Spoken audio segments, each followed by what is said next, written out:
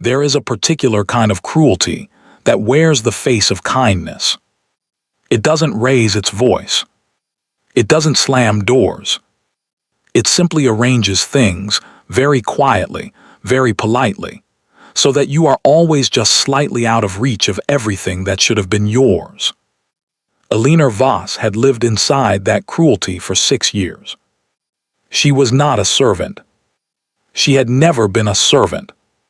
But she ate in the kitchen every single night, at a small wooden table pushed against the far wall, with a single candle, and whatever the cook had set aside before the family was served upstairs. And here is the thing that would have surprised most people, had they known.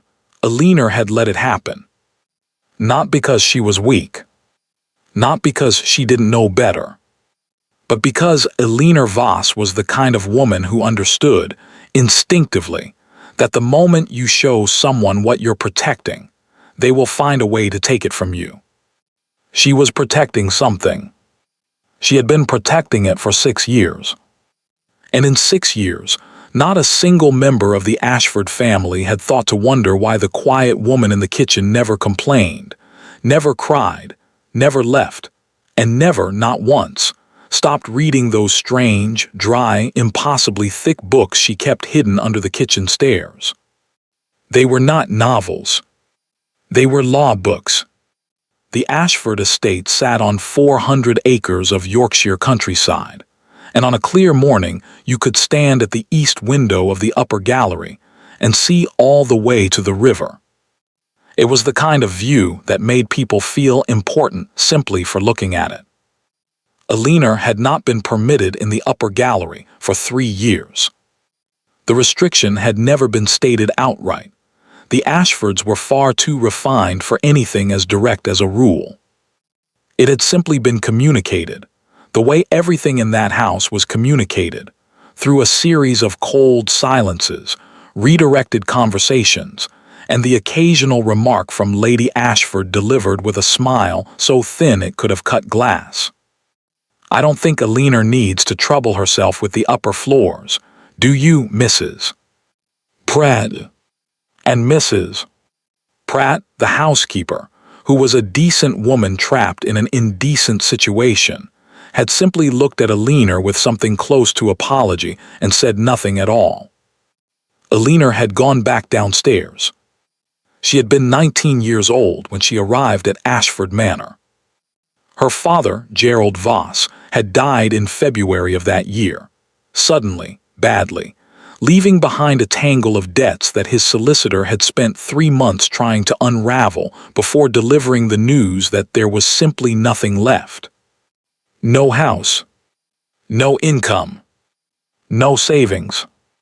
What there was, apparently, was an arrangement. Gerald Voss had once done a significant service for the late Duke of Ashford, the current Duke's father, a man Alina had met exactly twice and remembered as someone who smelled of pipe tobacco and never quite looked at her directly.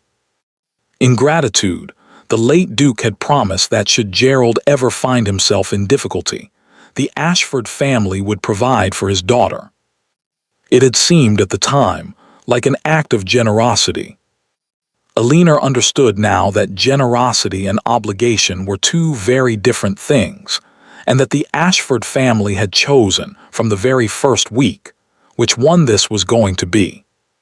She had been given a room on the 2nd floor, not the family floor, not the servants' floor, but the ambiguous middle passage where visiting relatives and minor guests were housed.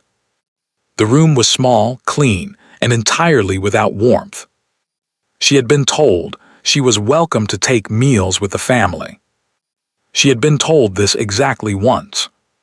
The first evening, she had dressed carefully and come to the dining room at the appropriate hour. Lady Ashford had looked up from her correspondence with an expression of such genuine surprise, as though Alina had materialized from thin air, that the footman had actually taken a small step backward. "Oh," Lady Ashford had said, "I hadn't realized you'd be joining us." There were 6 people at that table. There were 8 chairs. Alina had counted. But something in the way Lady Ashford had said those 7 words, the precise weight of them, the way they rearranged the air in the room, made it very clear that the empty chair nearest the door was not, in fact, available. Eleanor had said she wasn't very hungry. She had gone to the kitchen. Cook, a broad, red-faced woman named Mrs. Hobbs, who asked no questions and held no opinions about the peculiarities of the family she worked for, had set a plate in front of her without a word, pointed to the small table by the wall, and gone back to scrubbing her pots. Eleanor had sat down. She had come back the next night, and the night after that. After 2 weeks, Mrs. Hobbs began saving her the better portion of whatever was being served upstairs. After a month, she began leaving a candle lit. After 6 months, Eleanor suspected that Mrs. Hobbs had quietly begun cooking slightly more than the family required, so that there would always be enough. It was, in its own way, the kindest thing anyone in that house had ever done for her. Eleanor was 25 now. She had spent 6 years watching the Ashford family from a careful distance.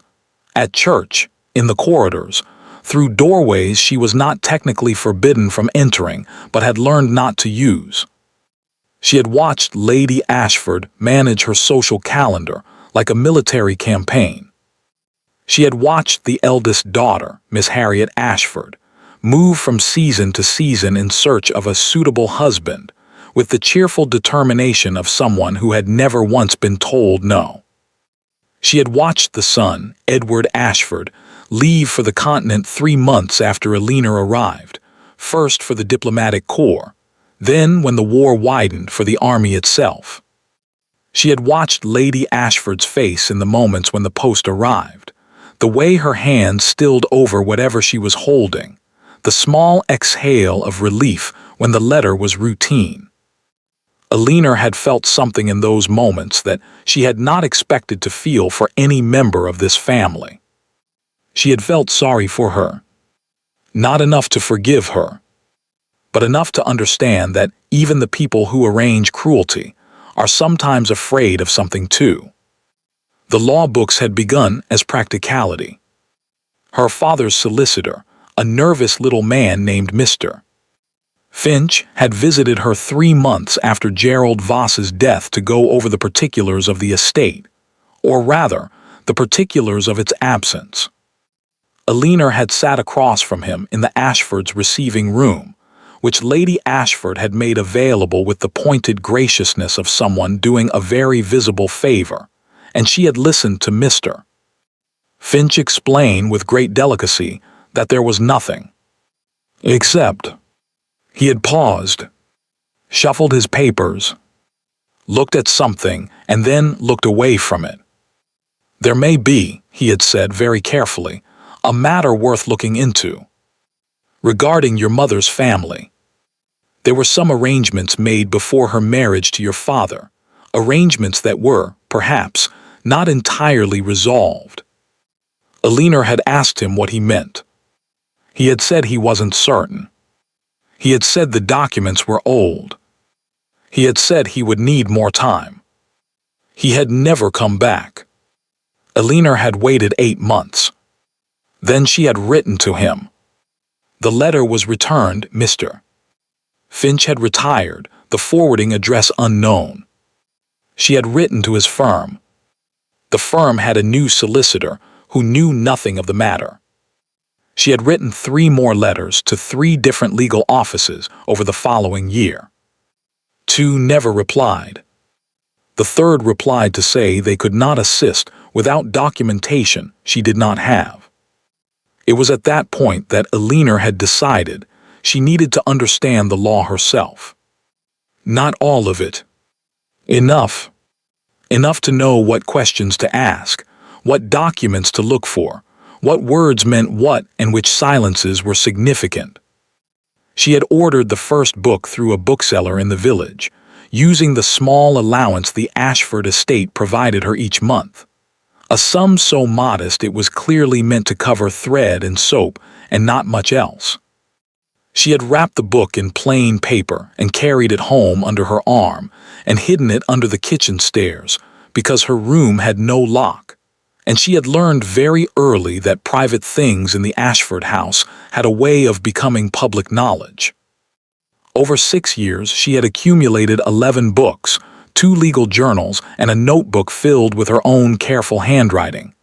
Cross-references, questions, annotations, the slow architecture of a case she did not yet have enough pieces to build. She was still missing something. She had known it for years. She simply did not know yet that the missing piece was about to walk through the front door of Ashford Manor, wearing an army officer's coat, carrying a wound in his left shoulder, and looking at the house he'd grown up in as though he was no longer entirely sure it belonged to him. Edward Ashford had come home from the war. And nothing, Eleanor thought, as she heard the carriage on the gravel drive and the sudden eruption of noise from the floors above her, was going to be the same. She closed her law book. She blew out her candle. And in the darkness of the kitchen, she sat very still, and she waited to see what came next. Edward Ashford had not written to say exactly when he would arrive. This was, his mother would later say to Harriet in the upstairs sitting room, in the particular tone she reserved for disappointments too familiar to be surprising, entirely typical of Edward. He had written in October to say he was recovering. He had written in November to say the recovery was progressing. He had written nothing in December, which had caused Lady Ashford 17 days of quiet, controlled terror, and then a brief note had arrived in January saying simply that he would be home before spring, and that he hoped the east fields had been properly drained, because the flooding last autumn had looked bad from the road. He had arrived on a Tuesday in the rain without warning at 4:30 in the afternoon, which was, as it happened, exactly the wrong time for everyone. Lady Ashford was at a card engagement in the village. Harriet was dressing for dinner. The footmen were in the middle of a complicated situation involving a broken serving cart and a great deal of spilled claret. And Mrs. Pratt, who would normally have managed all of this with the calm efficiency of a woman who had managed everything in this house for 22 years, was in the linen room on the 3rd floor and did not hear the carriage until it was already on the drive. The only person in the entrance hall when Edward Ashford opened the front door of his own house and walked in out of the rain was Eleanor. She had been crossing from the back corridor to the library, one of the few rooms she still used freely, because no one else seemed to want it in the afternoons, carrying a book and paying very little attention to anything beyond it. She stopped. He stopped. They looked at each other across the entrance hall, Eleanor with her book pressed against her chest, Edward with rain dripping from the brim of his hat and a travel bag over his good shoulder, and his left arm held at an angle that suggested, to anyone paying attention, that it had not entirely healed. He was taller than she had expected. She had seen him only twice before his departure, brief, peripheral glimpses at a distance. He had been 22 then, and he had carried himself with the easy carelessness of a young man who has never had a reason to be careful. He did not look careless now. His face was the face of someone who had spent a considerable amount of time in conditions that rearranged a person's understanding of what mattered. Leaner, quieter, the kind of stillness that is not the absence of feeling but the very deliberate management of it. He looked at her with dark eyes that were, she noted, entirely alert despite what must have been a very long journey. "Good afternoon," he said. "Good afternoon," she said. "Is my mother at home?" "She's in the village." "She wasn't expecting you." "No," he agreed. "She wasn't." He glanced around the entrance hall with the particular expression of a man recalibrating, taking stock of what had changed, what hadn't, what was missing. Are you new? Eleanor looked at him steadily. No, she said. I've been here 6 years. Something shifted in his expression, not quite embarrassment, but close to it. The honest discomfort of a man who has just realized he has made an error and is deciding how to address it. I apologize, he said. I don't. You were abroad, she said simply. It's understandable. She did not tell him her name. He did not ask. Mrs. Pratt arrived at that moment in a state of breathless apology, and the moment dissolved into the ordinary business of wet coats and travel bags, and someone being sent urgently to the village to inform Lady Ashford that her son was home. Eleanor went to the library. She sat down. She opened her book. She did not read a single word of it for the better part of an hour. Dinner that evening was, by all accounts, a significant occasion. Lady Ashford had returned from the village in a state of carefully composed emotion, the particular blend of relief and reproach that only mothers of returned soldiers seem capable of producing simultaneously. Harriet had redressed twice. The cook had been given 40 minutes' notice to produce something appropriate for a celebratory meal, and had responded with the grim professionalism of a general informed of an ambush. The dining room, Eleanor had been told by Mrs. Pratt, who relayed household information to Eleanor with the neutral efficiency of someone who had long ago decided that what the family didn't specify, she could manage herself, was to be set for 5. Lady Ashford had sent a note to the Pemberton family at the neighboring estate, inviting them for the occasion. The Pembertons had 2 daughters. Eleanor had understood immediately what kind of celebration this was going to be. She ate in the kitchen. Mrs. Hobbs had made a beef broth that was, by any reasonable measure, considerably better than what was being served upstairs, and Eleanor sat at her small table and ate it quietly and listened to the distant sound of the house rearranging itself around the return of its heir. She heard laughter from the dining room at one point, Harriet's laugh, high and genuine, and beneath it something lower and less frequent that must have been Edward. She heard the scrape of chairs, the rhythm of conversation she couldn't make out, the occasional punctuation of Lady Ashford's voice rising above the rest with the clarity of a woman accustomed to being heard. It was, Eleanor thought, exactly as it always was. She finished her broth. She thanked Mrs. Hobbs. She took her candle and went upstairs to her room. She came back down at 11 o'clock. This was not unusual. Eleanor had, over the years, developed the habit of returning to the kitchen late in the evening. After the family had retired, after the staff had gone to their quarters, when the house was quiet, and the fire in the kitchen hearth had burned down to a low, steady glow that was better for reading than her room's single lamp. She had not expected anyone to be there. Edward Ashford was sitting at her table. He had changed out of his dinner clothes and was wearing a plain dark coat over a loosened collar, and he had clearly been sitting there for some time, because there was a glass of something at his elbow and the look of a man who had sought out the quietest room in a loud house and intended to stay in it. He looked up when she appeared in the doorway. Then he said, with no particular inflection, "I couldn't sleep." "Neither could I," she said.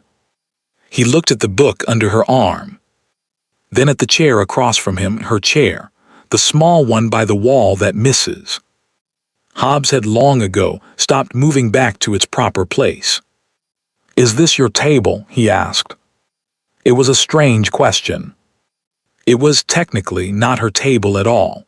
It belonged to the house, which belonged to him, or would when the estate formally transferred. But there was something in the way he asked it that suggested he understood, at least partially, that he had sat down in someone else's place. "It's where I usually sit," she said. He moved his glass, a small gesture making room, not vacating the table, but acknowledging that she belonged at it. She sat down. She opened her book. He didn't ask what she was reading. She didn't ask how he was finding it, being home. The fire settled. The house breathed around them in its nighttime way, creaks and silences, and the distant sound of wind across the Yorkshire moorland. They sat like that for perhaps 40 minutes. It was, Alina thought afterward, the most comfortable she had felt in 6 years. He came back the next night. And the night after that. He never explained it. She never asked. She suspected that upstairs, the days had a particular texture that Edward was finding difficult. His mother's careful maneuvering, Harriet's cheerful noise, the Pemberton daughters who had already been invited back twice, the slow, relentless pressure of a household that had been waiting 2 years for its heir to come home and perform the functions expected of him. Down here there was none of that. Down here there was just firelight and quiet and 2 people who had, by some unspoken agreement, decided that they did not need to explain themselves to each other. He began bringing a second candle. She began arriving a few minutes earlier. They spoke occasionally, briefly, carefully, the way people speak when they are testing the quality of a silence before breaking it. He asked her once what she was reading. She told him. He didn't ask why a woman in a house like this would be reading a legal treatise on inheritance law at 11 o'clock at night. She noticed that. She noticed most things about him she was finding. The way he held his left arm when he thought no one was watching. The way he looked at the fire when the conversation upstairs had been particularly pointed. A look that was not quite blankness but something more deliberate, the look of a man choosing not to be somewhere he technically was. The way he said things plainly and without performance, which was so unlike the rest of his family that it had startled her the first time and continued to startle her. He was not what she had expected. She was not sure exactly what she had expected. An extension of his mother, perhaps. The easy arrogance of a man born into 400 acres and a title. Something she could keep at a simple distance. He was making that difficult. On the 5th night, she came downstairs to find him already there, and already in conversation with Mrs. Hobbs, who was still at the hearth finishing something she'd left going overnight. Alina paused in the doorway. He was asking about the drainage in the east field. Mrs. Hobbs, who in 6 years had never expressed any emotion toward the family beyond a permanent and magnificent neutrality, was telling him about the flooding in considerable detail, and Edward was listening, actually listening. Alina could see it, not waiting for the conversation to end but following it, asking follow-up questions, nodding at things that warranted nodding. She must have made some small sound because he looked up. Miss, he stopped. He realized visibly that he still didn't know her name. Voss, she said. Alina Voss. Something moved across his face. Quick, like light crossing water. Voss, he repeated. And then carefully, my father knew a Voss. Yes, Alina said. He did. A pause. Edward looked at her with the focused attention of a man recalibrating again. The same look he had worn in the entrance hall on the first day, but deeper now and more deliberate. You're Gerald Voss's daughter, he said. Not a question. Yes. He was quiet for a moment.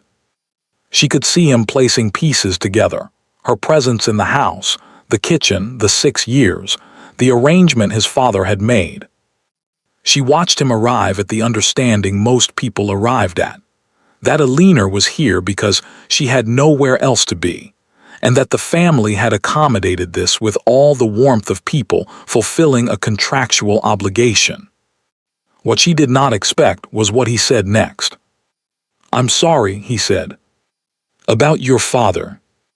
And about, he stopped, glanced briefly at the small table, the single chair, the kitchen that was not a dining room and had never been intended to be one. About the arrangement. Elena looked at him for a long moment. "Thank you," she said. She meant it. She sat down. He sat down. "Mrs.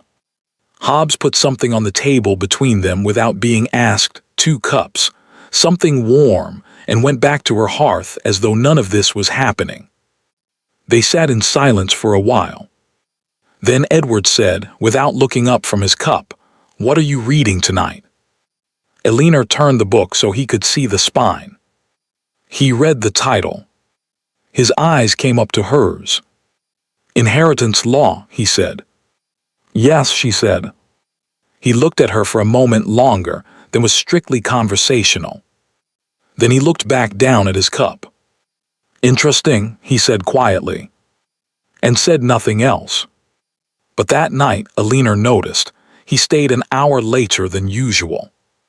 The announcement came on a Thursday morning, delivered by Lady Ashford at breakfast with the casual precision of someone who had been planning it for considerably longer than she was letting on. Elena was not at breakfast, of course. She heard about it from Harriet. This was not unusual. Harriet Ashford was 23 years old and possessed of a personality so fundamentally incapable of containing information that she functioned, entirely without meaning to, as the household's most reliable news source. She did not gossip maliciously, she simply could not hold things. They spilled out of her like water from a cup that was always slightly too full. She found Elena in the library that afternoon, dropped into the chair across from her with the controlled urgency of someone delivering intelligence, and said, "Mother has invited the Cecilys for a fortnight." Elena looked up. "The Cecilys?" "Lady Cecily Bramwell." Harriet lowered her voice, despite the fact that they were entirely alone. "And her mother." "For a fortnight, Elena." "A fortnight. That's not a visit, that's a campaign." Elena set her book down. Lady Cecily Bramwell was, by the account of every social publication Elena had managed to read over the past several years, the foremost unmarried daughter of the Earl of Bramwell, a family whose fortune was old, whose connections were older, and whose interest in aligning themselves with a Yorkshire dukedom had apparently been ongoing for some time. She was also, by all accounts, extraordinarily beautiful. "Edward knows?" Elena asked. Harriet made a face that communicated volumes. "Mother told him this morning." "He said," she paused, seeming to search her memory for the exact words. "He said, I see," and then he asked about the Eastfield drainage again. Elena looked back at her book. "I see," she said. Lady Cecily Bramwell arrived on a Friday, in a carriage that was newer and better appointed than anything the Ashford estate kept, accompanied by her mother, 2 ladies' maids, and enough luggage to suggest she had not entirely ruled out an extended stay. Elena watched the arrival from the library window. Lady Cecily stepped out of the carriage and looked up at the manor with an expression that was entirely composed and entirely unreadable. Not awe, not calculation, but something carefully positioned between the two. She was tall and fair, with the kind of posture that suggested it had been corrected so many times in childhood that it had simply become structural. She was, Elena noted with the impartiality of someone cataloging a fact, every bit as beautiful as described. Edward was standing on the steps to receive them. Elena watched him bow over Lady Cecily's hand, with the practiced ease of a man who knew how to perform the required gestures. She watched Lady Cecily smile, a precise, warm, utterly controlled smile. They looked from the library window, exactly like what Lady Ashford intended them to become. Elena turned away from the window. The reassignment came the following morning. Mrs. Pratt delivered it in person, which suggested Lady Ashford had understood that this particular communication required a human face rather than a written note. Lady Ashford has asked, Mrs. Pratt said, standing in the doorway of Eleanor's room with the expression of a woman who has been asked to do something she finds distasteful, but intends to do professionally, whether you might be willing to assist Lady Cecily during her stay, as a companion of sorts, to help her find her way around the house. Make her comfortable. Eleanor looked at her. A personal assistant, Eleanor said. Mrs. Pratt did not correct her. Lady Ashford thought, given that you know the house well, and that Lady Cecily's ladies' maids are already occupied with her wardrobe. Of course, Eleanor said. Mrs.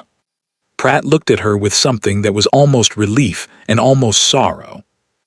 You don't have to. It's fine, Mrs. Pratt. It was not fine.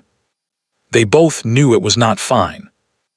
Eleanor had arrived at this house as the daughter of a man the late Duke had owed a debt to, and she was now being deployed as a convenience for the woman being positioned to replace her at the table she had never been permitted to sit at in the first place. But Eleanor had spent 6 years learning when to be still. This was a time to be still. Lady Cecily was not what Eleanor had expected. She had prepared herself for coldness, the particular brand of aristocratic indifference that Eleanor had come to understand as the default setting of women who had been told since birth that their value was architectural, that they were meant to be placed in rooms and admired, not to move through the world with any particular intention of their own. Lady Cecily was not cold. She was sharp. Not unkindly sharp, but sharp the way a person is sharp when they have spent a long time in rooms where they were expected to be decorative, and have responded by paying very close attention to everything. She received Eleanor in her room on the first morning, with a directness that bypassed the usual ceremonies entirely. You're Miss Voss, she said. Not a question. Yes. Lady Ashford tells me you've been with the family for some years. 6 years. Lady Cecily looked at her with cool, assessing eyes. And before that, my father died. There was an arrangement. What sort of arrangement? Eleanor paused. It was not a question she was often asked directly. Most people in the house had long ago stopped wondering about the specifics of her presence. She had simply become a feature of the place, like the crack in the east corridor ceiling that everyone had noticed and no one had repaired. A debt of honor, Eleanor said carefully. The late Duke felt an obligation to my father. Lady Cecily was quiet for a moment. Her eyes moved just briefly to the room around her, then back to Eleanor. Taking stock of something. I see, she said. It was the same phrase Edward had used when told about the fortnight visit. Eleanor found herself wondering whether that particular combination of words meant something different when said by a person who was actually seeing. The days settled into a pattern.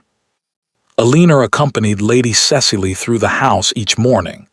The gallery, the gardens, the east wing that Lady Ashford had redecorated 3 years ago and was clearly hoping to display to advantage. Lady Cecily asked intelligent questions and listened carefully to the answers, and she treated Eleanor with a matter-of-fact courtesy that was so different from the rest of the household that Eleanor found herself slightly off balance by it. She did not perform gratitude. She did not condescend. She simply spoke to Eleanor as though Eleanor was a person worth speaking to. It was, in its way, unsettling. Edward, during these days, was managed. There was no other word for it. Lady Ashford orchestrated his proximity to Lady Cecily with the invisible efficiency of a woman who had been planning this particular sequence of events for long enough that it had become instinct. Rides arranged to happen simultaneously. Afternoons in the drawing room that somehow always required Edward's presence. Dinners where the seating placed them side by side, with the inevitability of gravity. Eleanor watched it from the periphery. She watched Edward submit to it with the patience of a man who has survived a war and understands, at a fundamental level, that there are certain battles not worth the cost. He was not rude to Lady Cecily. He was not cold. He was simply present, in the way that a very large and very still animal is present, contained and watchful, and not entirely committed to the direction it was being guided. Eleanor noticed something else. On the third evening, passing the drawing-room doorway, she observed Edward in conversation with Lady Cecily over a game of cards. Lady Cecily said something, quietly, so Eleanor couldn't hear, and Edward glanced up. His eyes went, with no apparent intention, directly to the doorway. Directly to Eleanor. For a half-second.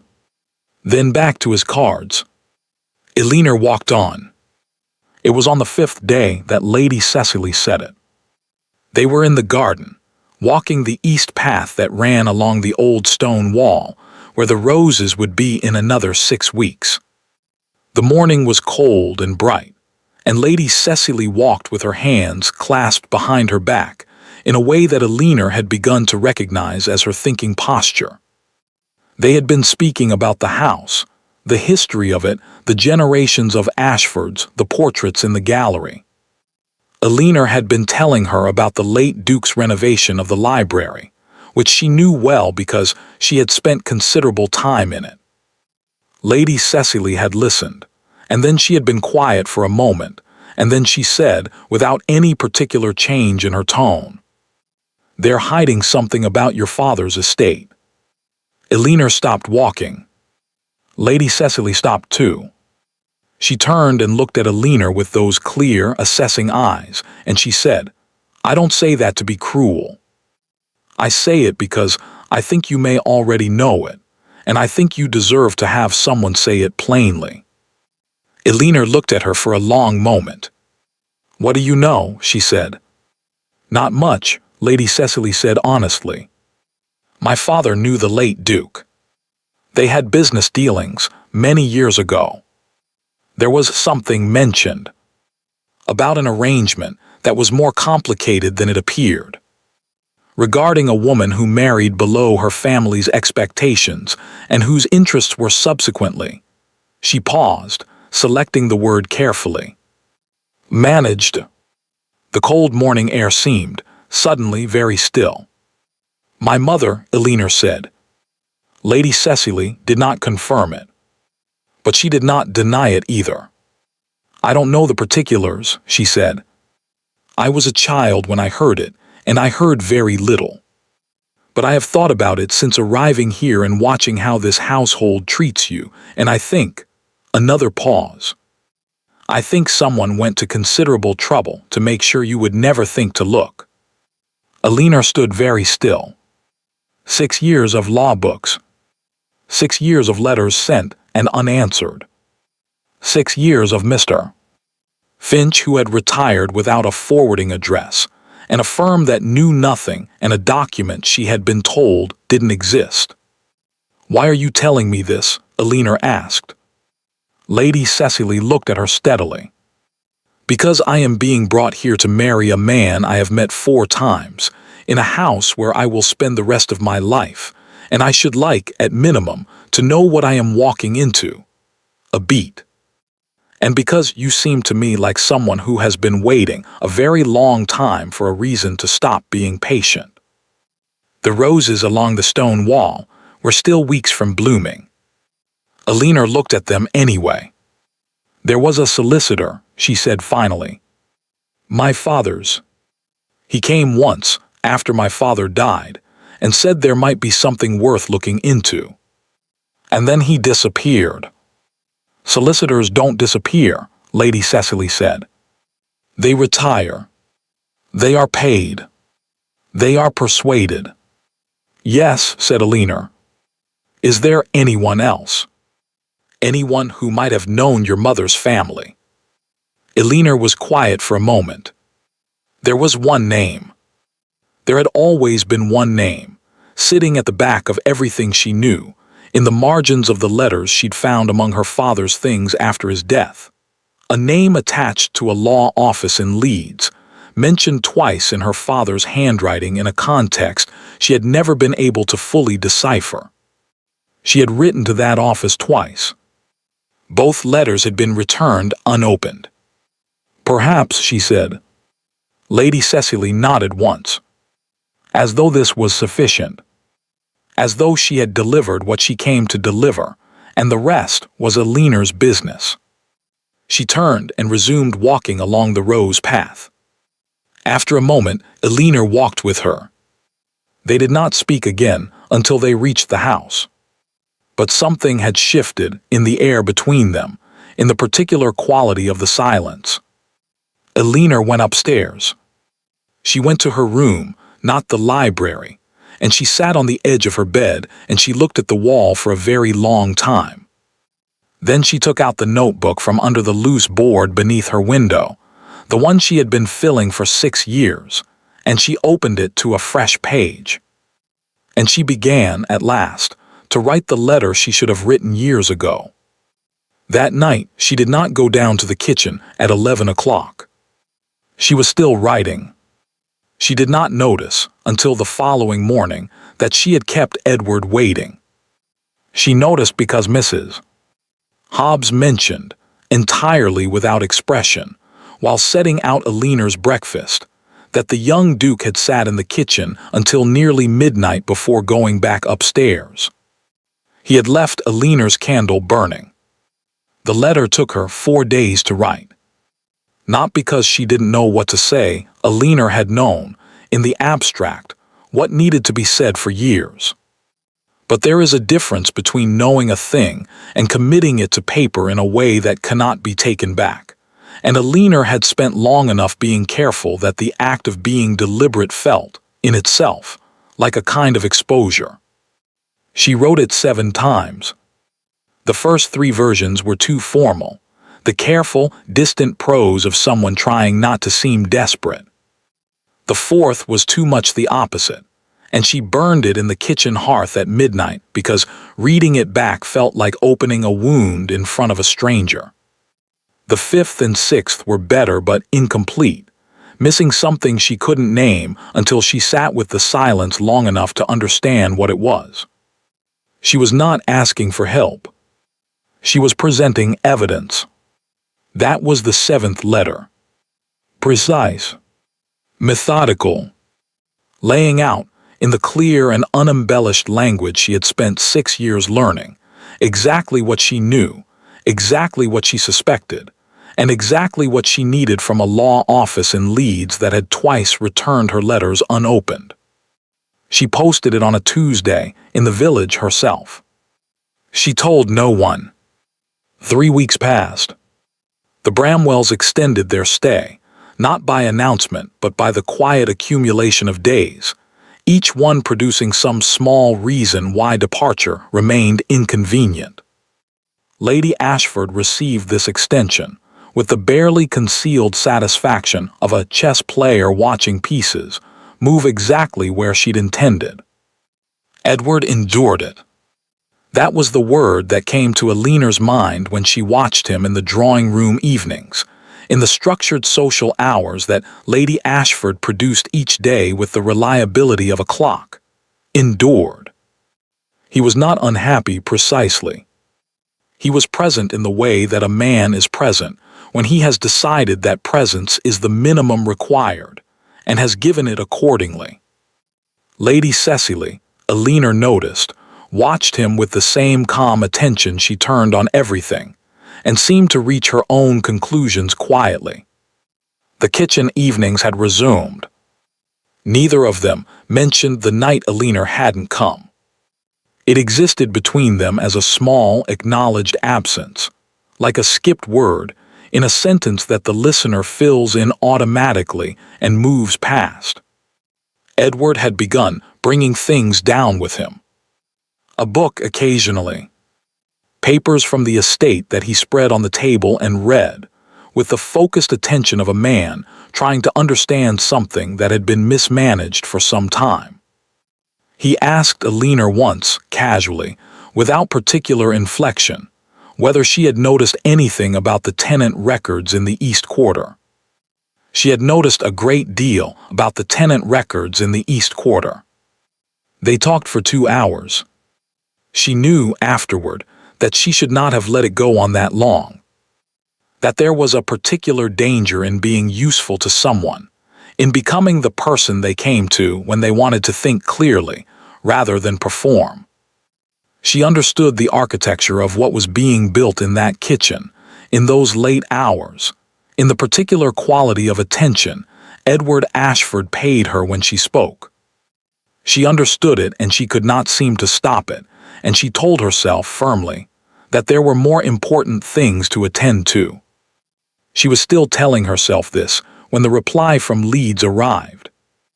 It came on a Friday morning in the post, addressed in a handwriting she didn't recognize, careful, elderly, the letters slightly larger than necessary in the way of someone whose eyes had begun to require accommodation. It was not from the law office. The law office, the letter explained in its opening lines, had dissolved some years ago upon the retirement of its founding partner. The writer of this letter had been that partner's clerk for 31 years.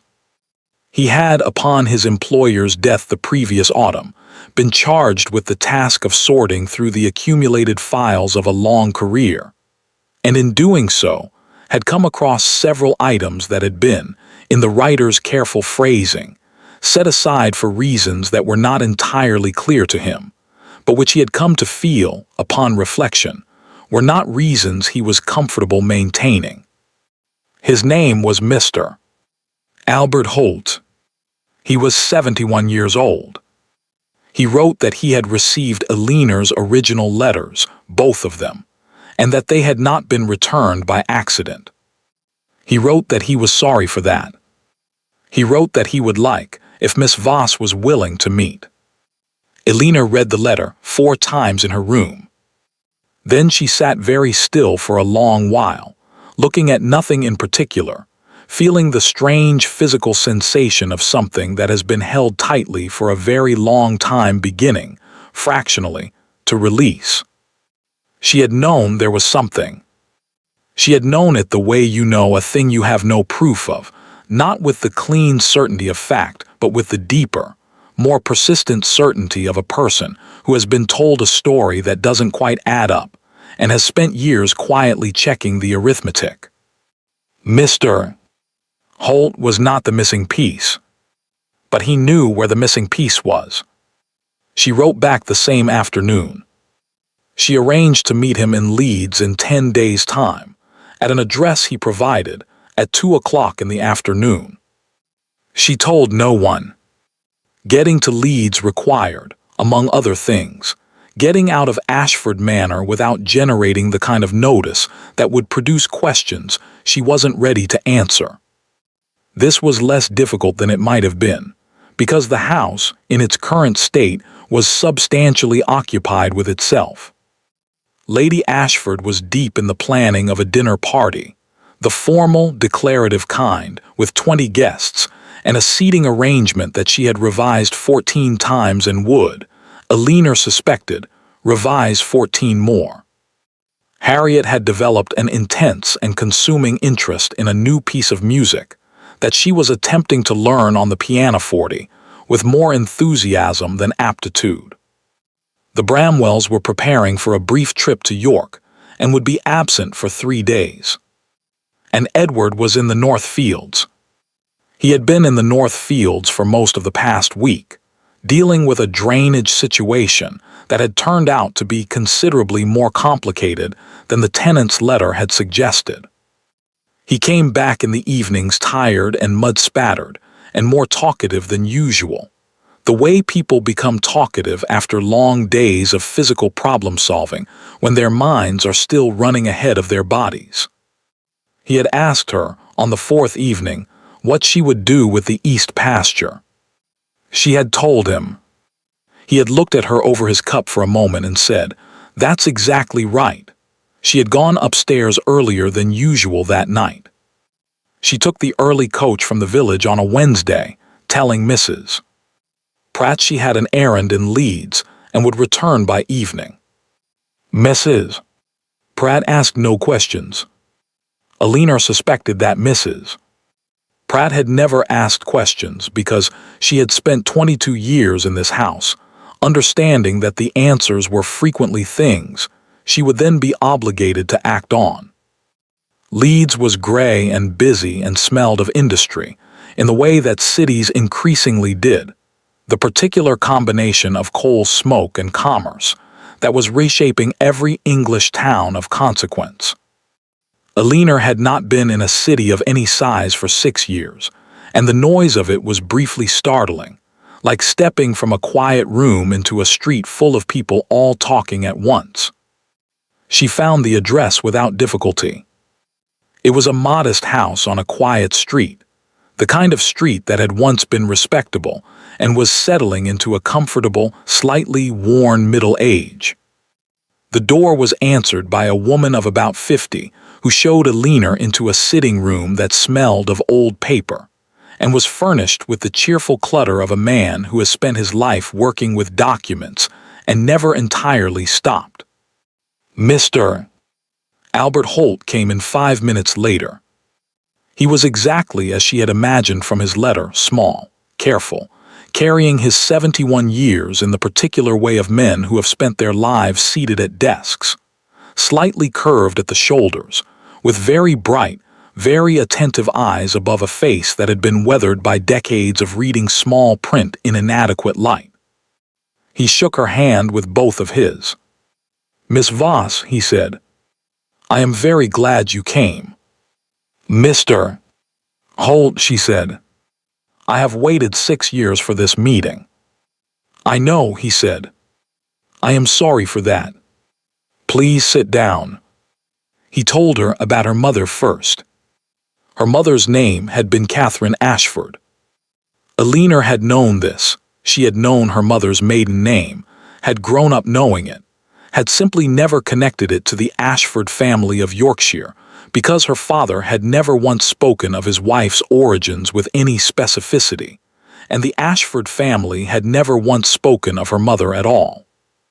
Catherine Ashford had been the younger sister of the late Duke, the father of Edward, of Harriet, of the man who had sat across from Elinor in a kitchen for weeks without knowing who she was. She had been 18 when she met Gerald Voss, 20 when she married him, and 23 when she died, 3 years after Elinor was born, of a fever that came quickly and did not leave. Elinor had no memory of her. The marriage had not been approved. Mr. Holt said this with the careful understatement of a man, summarizing something that had, at the time, been considerably more than disapproval. Catherine Ashford had chosen, in the language of her family, badly. A man of modest means, no title, no land, no connection of any particular use to the Ashford estate. She had chosen him anyway, in the way that some people choose things, with the completeness of someone who has assessed the cost and decided it is worth paying. Her family had not cut her off entirely. That would have been too visible. Instead, they had done what the Ashford family did with things that were inconvenient. They had arranged them. They had ensured that Catherine's share of the family inheritance, not the estate, not the entail, but a separate settlement left by her mother, Elinor's grandmother, specifically designated for female descendants, was placed into a trust administered by the family solicitor. Gerald Voss had known about the trust. He had spent 20 years trying to access it on his daughter's behalf. He had been told, repeatedly, by multiple solicitors, that the documentation was incomplete, that the trust required certain conditions to be met, that the matter was under review. "There was no review, Mr. Holt said quietly. He had his hands folded in his lap, and he looked at them as he said it, and then he looked up at Alina. The documentation was not incomplete. The conditions had been met at your birth. The trust was yours, Miss Voss. It has been yours since the day your grandmother's will was executed. It was simply never released. Alina looked at him steadily. By whom, she said. By the late Duke's instruction, Mr. Holt said. My employer, the senior partner, was given to understand that the Ashford family wished the matter to remain unresolved. He was not an evil man, Miss Voss, but he was a pragmatic one, and the Ashfords were significant clients, and pragmatism, in my experience, is often the most comfortable disguise for cowardice. The sitting room was very quiet. Outside, a cart passed on the street. The sound came through the window and faded. What is in the trust? Alina asked. Mr. Holt reached to the table beside his chair and picked up a folder. Old, the leather worn at the corners, the papers inside visible at the edges. He held it for a moment before offering it to her. Your grandmother left your mother a property, he said. A house and its associated land in the West Riding. Modest by the Ashford standard, approximately 80 acres, a working farm, a dower house in reasonable repair as of the last survey, which was some years ago now. Alina took the folder. Additionally, Mr. Holt said, there is the matter of your mother's position in relation to the Ashford estate itself. Alina looked up. Your grandmother's will, he said carefully, contained a provision that was, at the time, somewhat unusual. In the event that the male Ashford line produced no heir, or in the event that the primary heir died without issue, Catherine's descendants were named as secondary beneficiaries to a portion of the estate. Edward is the heir, Alina said. He is alive. He has no children yet, but... Yes, Mr. Holt said. That provision is unlikely to be relevant in practice.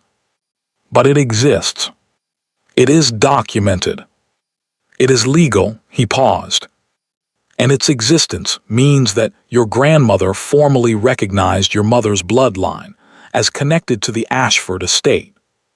Which means, Miss Voss, whatever the family chose to pretend, you are not here as the recipient of a charitable arrangement.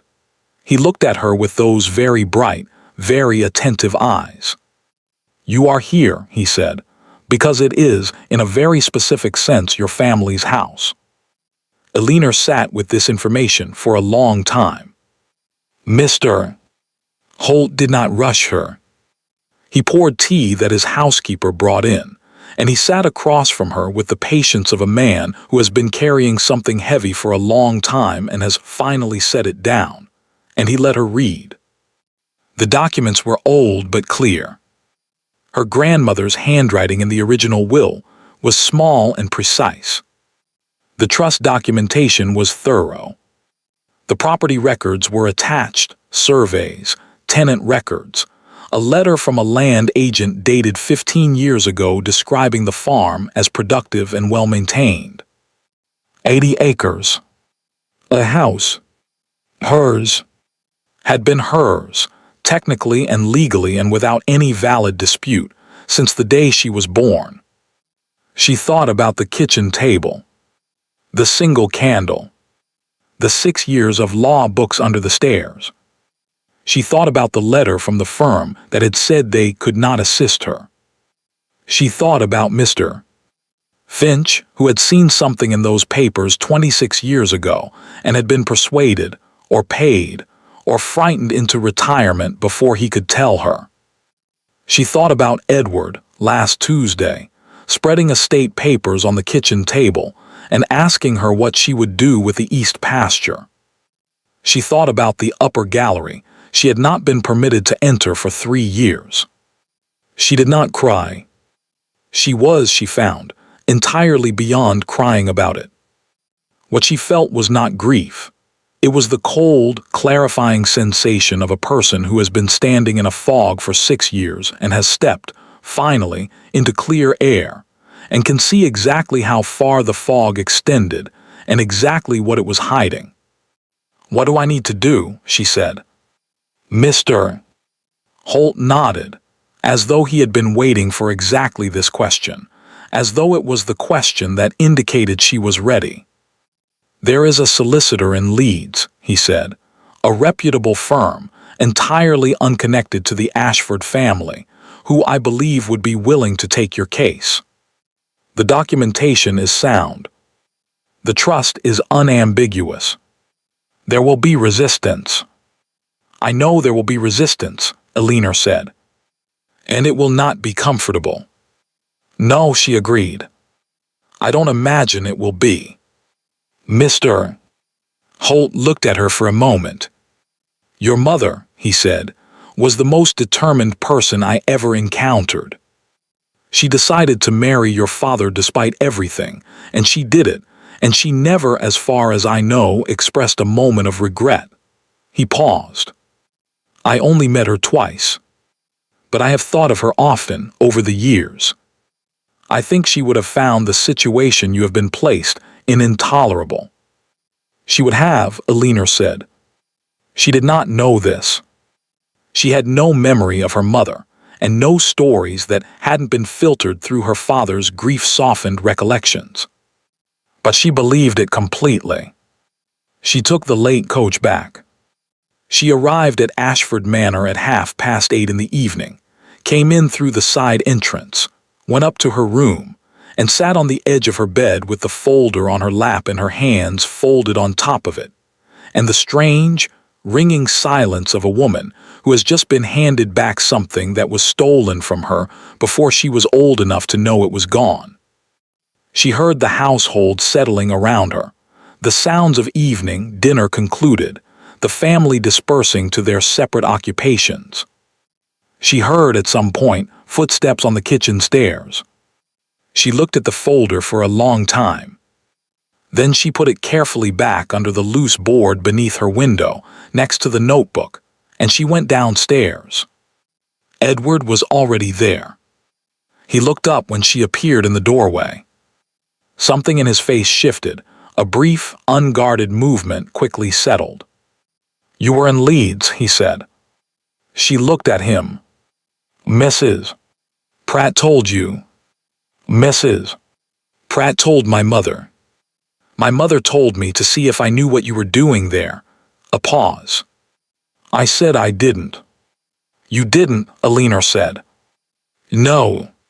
She sat down at her table. "Mrs. Hobbs had gone to bed, the kitchen was theirs, the fire low and steady, the house quiet around them. Edward was watching her with the focused, patient attention he brought to things he was trying to understand. "Are you all right?" he said. It was such a plain question. So entirely without performance. "Yes," she said. And then, because it was true, "I think so." He didn't ask anything else. He reached across the table and moved the candle slightly, so the light fell better where she was sitting. It was such a small thing. Eleanor looked at the candle for a moment. Then she looked at Edward Ashford, sitting across from her at the kitchen table in his own house in the firelight, watching her with eyes that were, she understood with a sudden, unwelcome clarity, not at all the eyes of a man who thought of her as a charity arrangement. "Edward," she said. It was the first time she had used his name. He went very still. "I need to tell you something," she said. "And I need you to hear all of it before you say anything." He looked at her for a moment. Then he folded his hands on the table, and he nodded. And Eleanor began. She told him everything.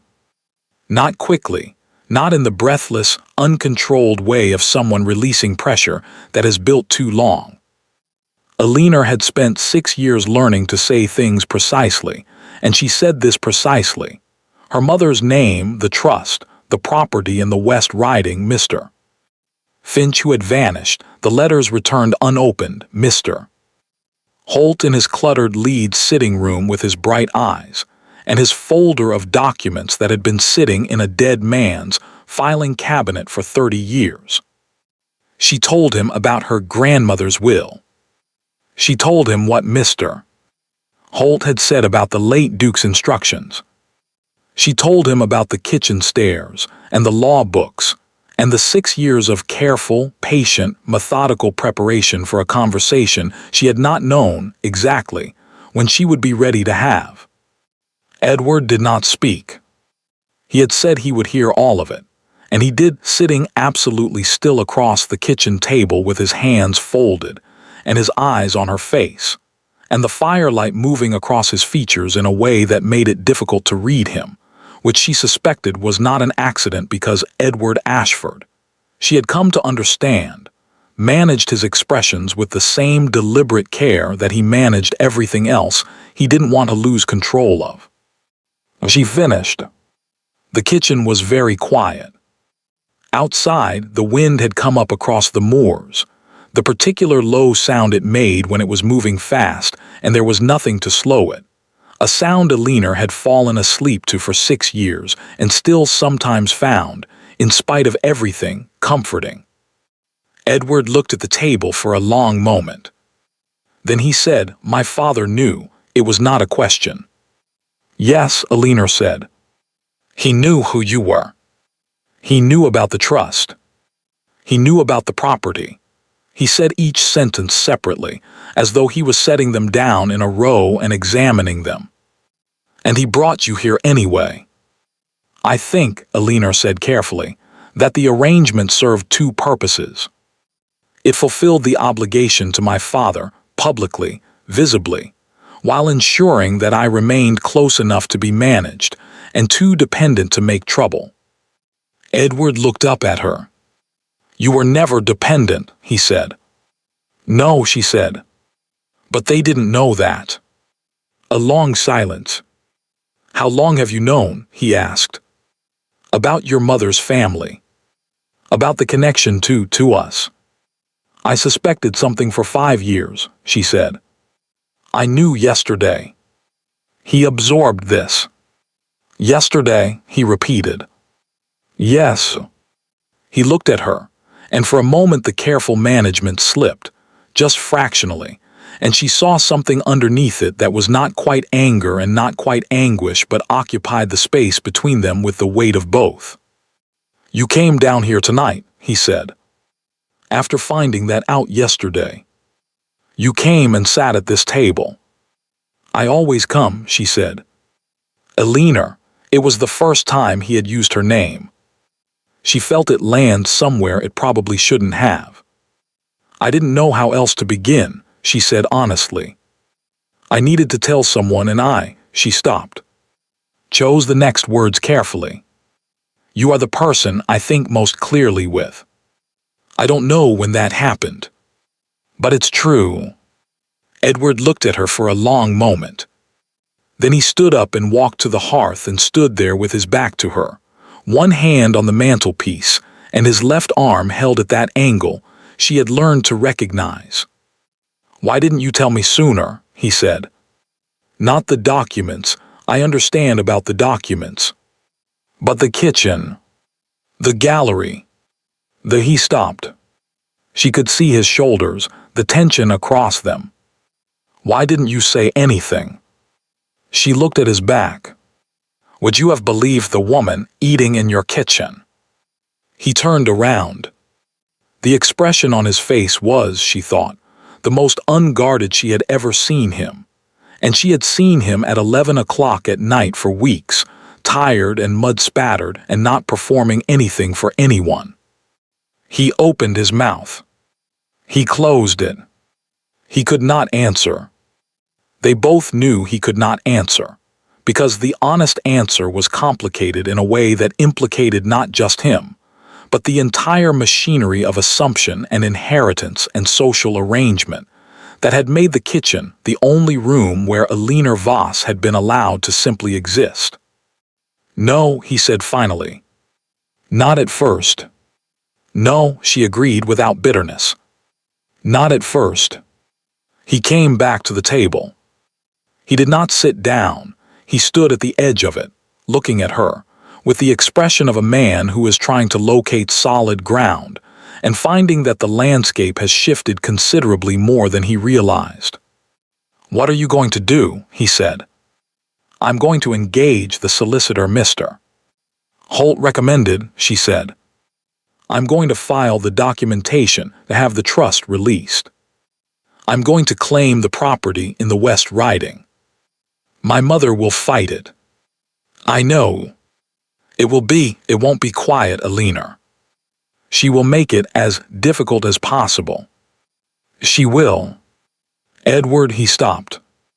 "I know," she said again. "I have been preparing for this for 6 years. I am not afraid of difficult." He looked at her. Something settled in his face, not acceptance exactly, but a kind of recognition. The look of a man seeing clearly for the first time something that had been there all along. "All right," he said quietly. He sat back down.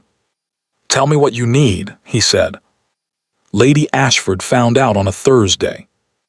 Alina did not know precisely how, whether it was the visit to the solicitor's office in Leeds, which could not be kept entirely invisible, or whether Mrs. Pratt had said something, or whether Lady Ashford had simply been watching more carefully than Alina had accounted for. It didn't matter. What mattered was that on Thursday morning, Alina was summoned. Not asked. Not invited. Summoned. The word Mrs. Pratt used, delivered to Alina's doorway with the expression of someone who has been given a message they would have preferred not to carry. Lady Ashford's private sitting room was on the second floor, south-facing, with a window that overlooked the formal garden. It was a room Alina had entered perhaps a dozen times in 6 years, always at Lady Ashford's request, always for the purpose of some small household adjustment that Lady Ashford wished to communicate directly. It had never felt like a comfortable room. It felt considerably less comfortable now. Lady Ashford was standing at the window when Alina came in. She did not turn immediately. This was, Alina knew, a technique, the pause, the withheld attention, the small choreography of making someone wait. Alina waited. Lady Ashford turned. She was, Alina thought, a handsome woman in the way that certain kinds of determination become handsome over time. The face shaped by decades of knowing exactly what she wanted and pursuing it with total, unwavering commitment. She was 61 years old and looked perhaps 50 and carried herself like someone considerably younger, because posture, in Lady Ashford's experience, was largely a matter of will. She looked at Alina now with an expression that was perfectly composed and entirely cold. "I understand," she said, "that you have been consulting a solicitor." "Yes," Alina said. "In regard to some documents you believe you have a claim to." "In regard to documents I have a legal claim to," Alina said. "Yes." A pause. Something moved through Lady Ashford's expression very quickly, and then it was gone.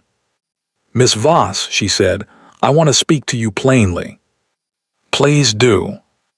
"This family has provided for you for 6 years. We have given you a home, meals, a roof. Whatever grievances you may have constructed in your mind regarding your situation here, the reality is that you have been treated with considerable generosity, and I would ask you to consider that before proceeding with something that will cause a great deal of unnecessary difficulty for everyone." Alina looked at her steadily. "Lady Ashford," she said, "I have a property in the West Riding that has been held from me since birth. I have a trust established by my grandmother that has not been released despite all legal conditions having been met. These are not grievances I have constructed. They are documented facts. Lady Ashford's chin lifted fractionally. Those documents are old, and their interpretation is disputed. They are not disputed, Alina said. They have simply never been challenged, because no one expected me to know enough to challenge them. A silence. Something shifted in Lady Ashford's face, not softening, nothing so simple as that. More like the expression of a chess player who has watched an opponent make a move that changes the entire board and is calculating, rapidly and without visible distress, what comes next. "What is it you want?" Lady Ashford said. "What is mine?" Alina said. "And if we were to make an arrangement?" "We had an arrangement," Alina said.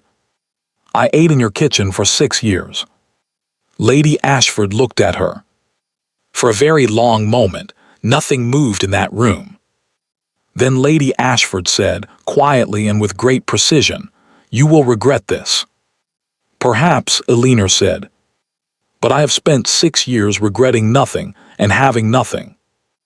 I find I prefer the version where the regret comes with a reason." She left. The house changed after that. Not dramatically. The Ashfords were not a family for drama, preferring the violence of cold fronts to the violence of storms. But the temperature dropped in every room Alina entered. Harriet, who was constitutionally incapable of sustained coldness, continued speaking to Alina with her usual warm disorganization, but did so now with the slightly anxious look of someone aware they were violating a protocol and uncertain how seriously to take it. The Bramwells returned from York. Lady Cecily found Alina in the library on the second morning and closed the door behind her. "I hear things are moving," she said. "They are," Alina said. "Good." She sat down in the chair across from Alina, with the composed directness Alina had come to associate with her. "My mother is asking questions about the nature of the legal matter." Lady Ashford told her it was a minor estate dispute involving a dependent. "That's one way to describe it," Alina said. "I told my mother," Lady Cecily said, "that I believed it was considerably more than that, and that I thought the Ashford family's handling of it reflected poorly on their character." Alina looked at her. "Lady Cecily, I am being brought here to marry into this family," she said calmly. "I think I am entitled to form a view of their character." A pause. "Besides, I told you 6 weeks ago that someone had gone to considerable trouble to make sure you would never think to look. I am glad you looked." Alina was quiet for a moment. "It may make things difficult for you," she said, "if you are seen to be." "Miss Voss," Lady Cecily looked at her with those clear eyes. "I have been managed and maneuvered and positioned my entire life. I think I can manage one conversation with my mother." Alina found herself, unexpectedly, almost smiling. Edward said nothing to his mother. This was, Alina came to understand, a more powerful statement than anything he could have said. Lady Ashford had clearly expected either his intervention on her behalf or his confrontation, some form of active engagement that she could work with, respond to, redirect. His silence gave her nothing. He continued to attend dinner. He continued to ride out to the estate each morning. He continued in the evenings to come down to the kitchen. He did not tell Alina what conversations were happening upstairs. She did not ask. But one evening he came in and sat down and was quiet for longer than usual, and eventually he said, "My mother offered your solicitor a settlement to drop the case." Alina looked at him. "My solicitor declined," she said. "I know. She told me." He was looking at the fire. "She also told me that she intends to contest the will's interpretation in court, that she has engaged her own legal representation." "I expected that." "Alina," He turned from the fire and looked at her directly. "This is going to be very public. When it goes to court, and it will go to court, she won't settle now, it will be reported. People will know. Your name will be—" "My name," Alina said, "has been nothing in this house for 6 years. I think I can withstand it being something, even if the something is complicated." He looked at her for a long moment. Then he said, very quietly, "She is going to say things about your mother. About the marriage. She will use whatever she can find to make the claim look, to make you look. I know. It isn't true. I know that too. He stopped. Something moved across his face, that unguarded thing again, surfacing briefly before he caught it. "I want you to know that I know it. Whatever is said. I know it." Alina looked at him. The fire was low. The house was quiet around them. Outside, the moors were dark and the wind had dropped for once, and the silence was the particular full silence of a Yorkshire night when everything has gone still. "Why are you telling me that?" she said. Edward looked at his hands. "Because," he said, "I should have known who you were from the beginning. And I didn't. And I would like a pause. Long enough that she thought he might not finish it. I would like to be someone you can rely on now. Even though I was not before." Alina was quiet for a long time. "You left a candle burning," she said finally. He looked up. "The night I didn't come down," she said. "You sat here until midnight, and then you went upstairs. But you left the candle burning." He looked at her steadily.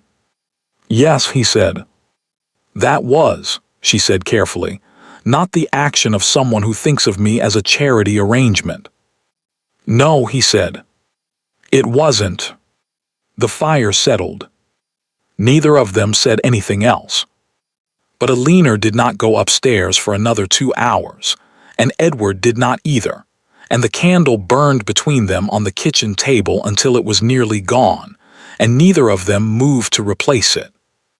The court date was set for the 4th of March. Lady Ashford received this news at breakfast and said nothing. Harriet, who had been told the broad outline of the situation by this point, and had responded with the wholehearted indignation of someone who processes information emotionally first and practically second, had cried twice and hugged Alina once in the corridor, in a way that suggested she was not entirely clear whose side she was supposed to be on, and had decided, fundamentally, that she was on Alina's. Lady Cecily came to find Alina the evening before the hearing.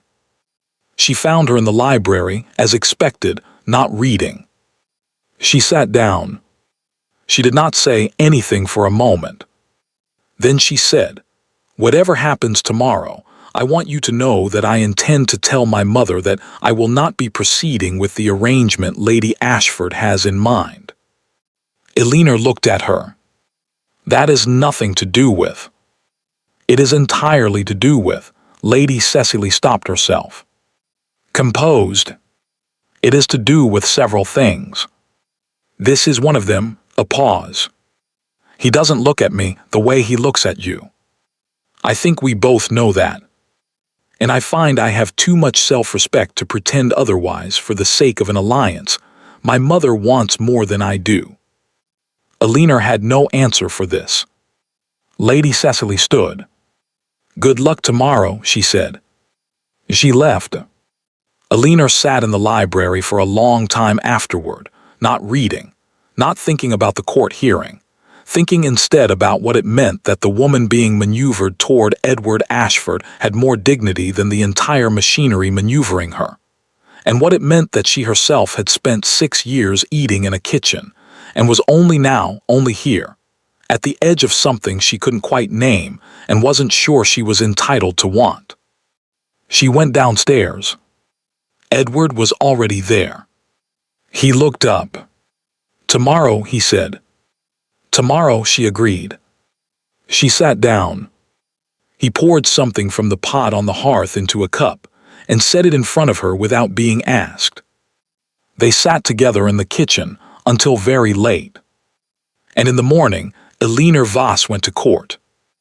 The courthouse in Leeds was a gray stone building that smelled of cold air and old paper, and the particular institutional solemnity of a place where consequential things were decided by people who had learned to decide them without visible emotion. Eleanor had been inside it once before, 3 weeks earlier, to file the initial documentation with her solicitor, a precise, unhurried man named Mr.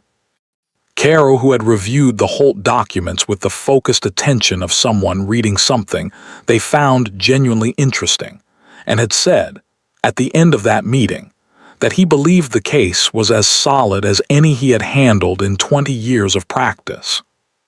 He had also said, with the honest qualification of a man who respected her enough not to manage her expectations, the Ashford family's representation will not make it simple. Solid cases can be made complicated. Be prepared for that. She had been prepared. She was standing outside the courthouse on the 4th of March in a gray coat and her best pair of gloves, more prepared than she had been for anything in her life. What she had not prepared for was Edward. He was standing at the top of the courthouse steps. He had not told her he was coming. She had not asked him to come. She had, in fact, spent the coach journey from the village constructing a careful internal architecture of self-sufficiency. She had done this alone for 6 years. She would do this alone today. She did not need. He saw her at the bottom of the steps.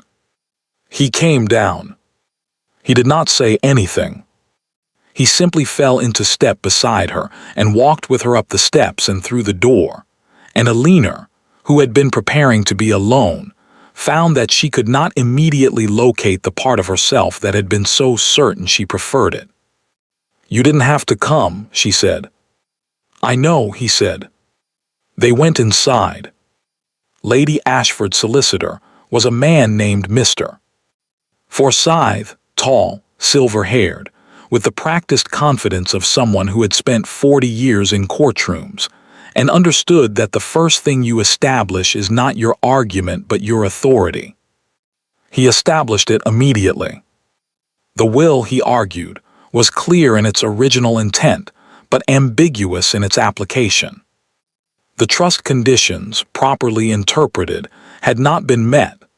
The relevant clause required documentation of legitimate descent that the claimant could not, he suggested, produce to the necessary standard. Furthermore, the trust had been administered in good faith by the late Duke, whose stewardship of the estate had included the provision of housing and support to Miss Voss for a period of 6 years at considerable personal expense to the family, a provision that demonstrated, he argued, not concealment but generosity. He said the word generosity the same way Lady Ashford said it. Eleanor noticed that. Mr. Caro rose. He was, Eleanor had come to understand, the opposite of Mr. Forsyth in almost every way quieter, smaller, entirely without performance.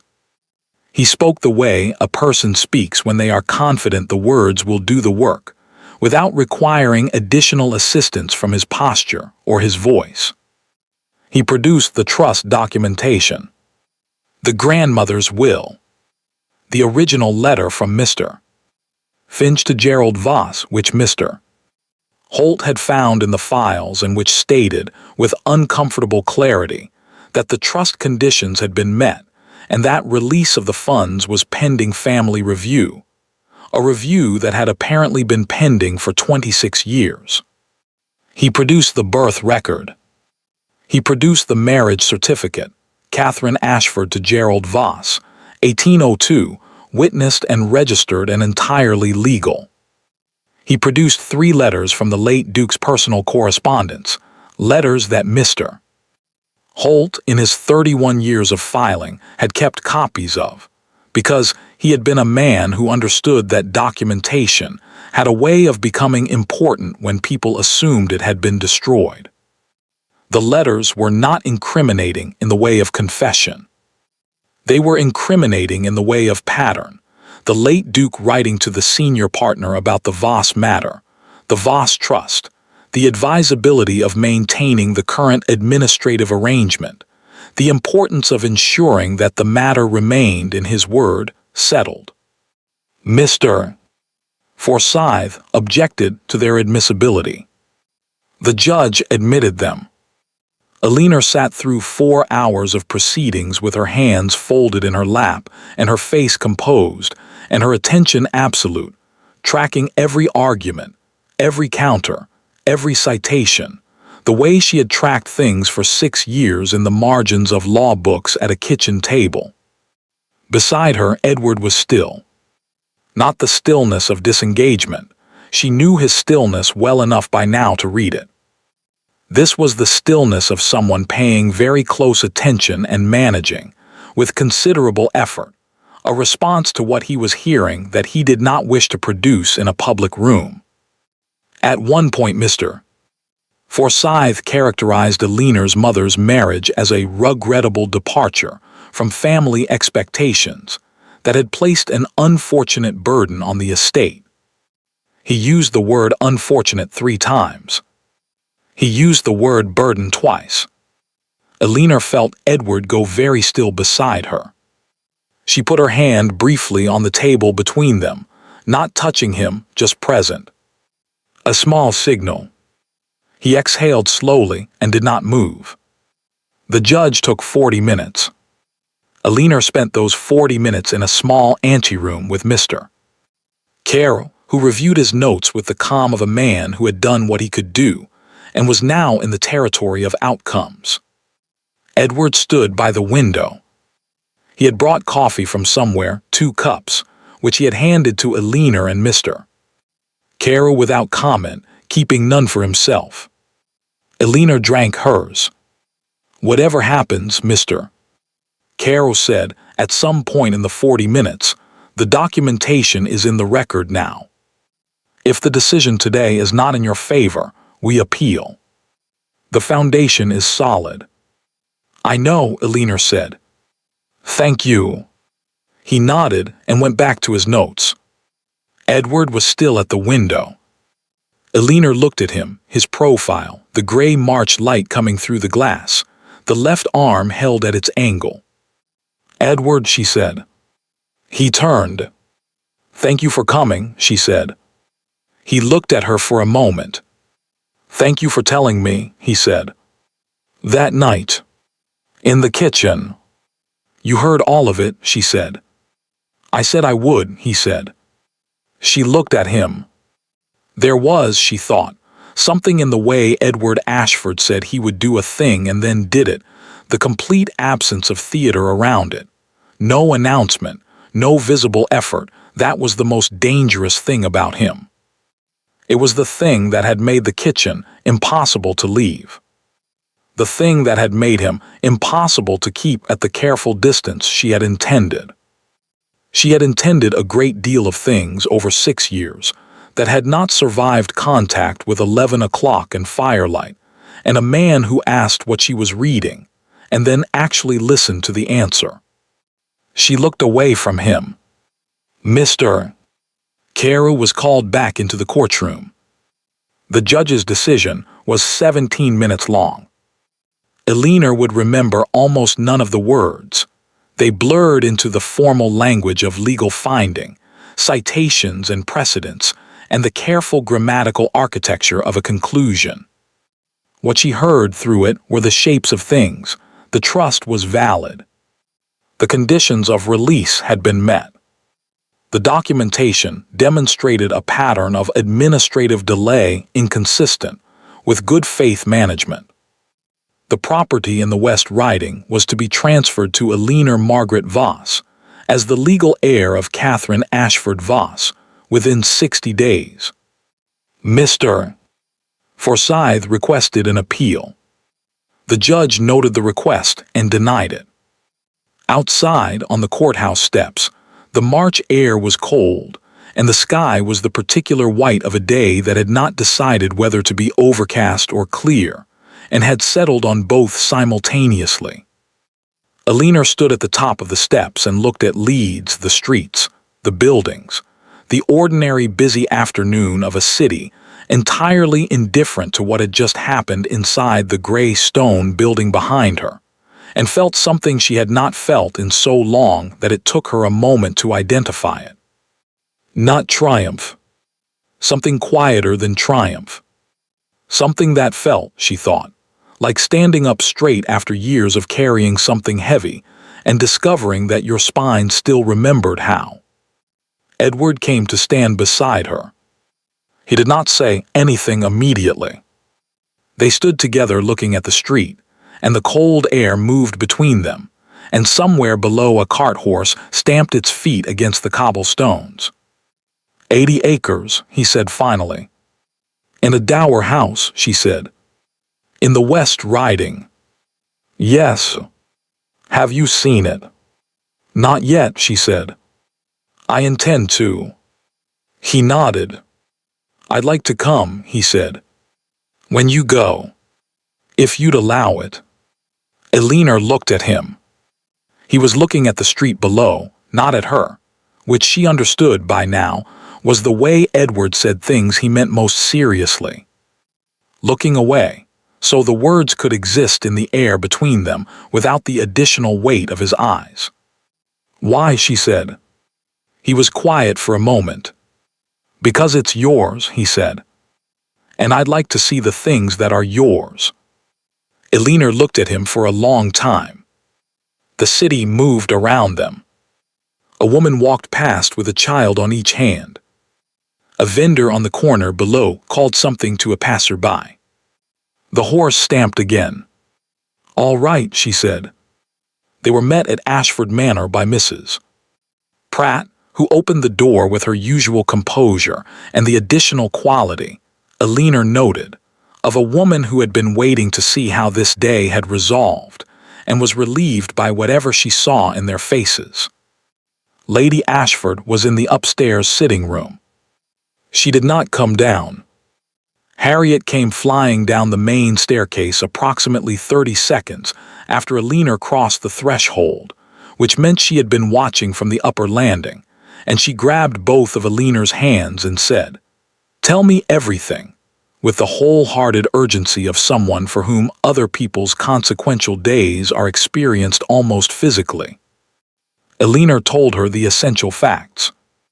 Harriet burst into tears, the happy kind, which Harriet produced with the same ease and lack of self-consciousness as every other emotion she had. She hugged Elinor again, longer this time, and Elinor, who had not been hugged by anyone in 6 years, stood in the entrance hall of Ashford Manor and let it happen. Over Harriet's shoulder, she saw Edward watching from the foot of the stairs. He looked, she thought, like a man who had arrived somewhere and was not entirely sure of the protocol for acknowledging it. She looked at him. He looked back. Harriet pulled away, wiping her face with her sleeve in a way Lady Ashford would have found appalling, and said, "What happens now?" "Now," Elinor said, "I have a great deal to organize." She did not go to the kitchen that night. She went instead to the library, because there were things to write, plans to begin, the practical machinery of a new situation to set in motion. She had written to Mr. Carew. She had written to Mr. Holt. She had begun a list of what would need to happen, and when, and in what order. The property would need to be assessed. The survey was 15 years old. The tenants would need to be introduced to their new landlord. The dower house would need inspection. There were accounts to open, arrangements to make, the entire complicated practical architecture of a woman who had had nothing and now had something, and needed to understand, precisely and completely, what that something was. She was in the middle of this when the door opened. Edward came in. He looked at the papers spread across the library table, the lists, the letters, the notes in her small, precise handwriting, and he looked at her. And then he crossed the room and sat down across from her in the chair that had always been, technically, available to anyone. He didn't ask what she was working on. He could see what she was working on. He pulled one of the blank sheets toward him and picked up the pen she wasn't using. "Tell me about the tenants," he said. "What do you know so far?" She looked at him. "Edward, you've been managing this alone for 6 years," he said, not looking up from the paper. "You don't have to anymore. Tell me about the tenants." Elena looked at him for a long moment. Then she found the relevant page in her notebook and began to read. They worked until well past midnight. Lady Ashford came to Eleanor's room the following morning. Elena opened the door and stepped back, and Lady Ashford came in and stood in the center of the small room, looking at it briefly, as though she was seeing it for the first time, which Elena suspected she was. The room was very small. The lamp was inadequate. The view from the window was the side of the garden wall. Lady Ashford looked at these things with an expression that Elena had not seen on her face before and could not entirely name. Then she looked at Elena. "I want to be clear," she said, "that I intend to maintain my position regarding the administration of the trust." "That is your right," Elena said. "And I want to be clear that what happened, the arrangement, was my husband's decision, not mine." Elena waited. "That doesn't," Lady Ashford stopped. Something moved through her face, and she brought it back under control with visible effort. "That doesn't excuse what you experienced here. I understand that." It was, Elena thought, the closest Lady Ashford was capable of coming to an apology. Not close enough, perhaps, for some people. Possibly as close as she would ever get for this one. "I know it was his decision," Elena said. "I also know that you continued it." Lady Ashford looked at her. "Yes," she said quietly. "I did." "What will you do now?" Lady Ashford said. "I'm going to see my property," Elena said. "And then I'm going to decide." Lady Ashford nodded once, the small, precise nod of a woman who has understood something she would have preferred not to. She left. Elena stood in her small room with the inadequate lamp and the view of the garden wall and felt, for the first time, that she was standing in it by choice. They went to the West Riding on a Thursday. Edward rode.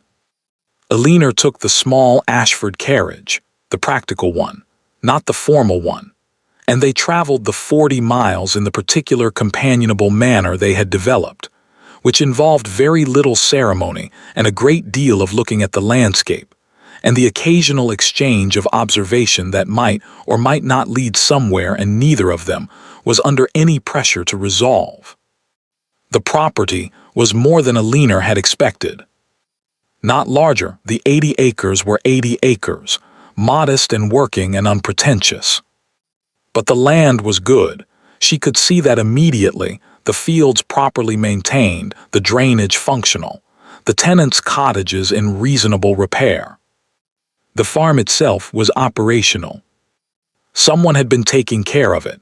She would learn, later, that the tenant family had been on the land for 3 generations, and had maintained it with the stubborn competence of people who understood that the land's quality was their own. The dower house was small and stone-built, and had been empty for some years, which showed in the dusty windows and the ivy that had been allowed to make decisions about the east wall. But the structure was sound. The rooms were good-sized. The kitchen had a hearth large enough to be genuinely useful. Elena stood in the main room and looked at it. Edward stood behind her, slightly to the left, where he tended to position himself when he was looking at something she was looking at, not beside her exactly, but close enough that she was aware of him, which she suspected he was aware of her being aware of, and neither of them had addressed this directly. It needs work, he said.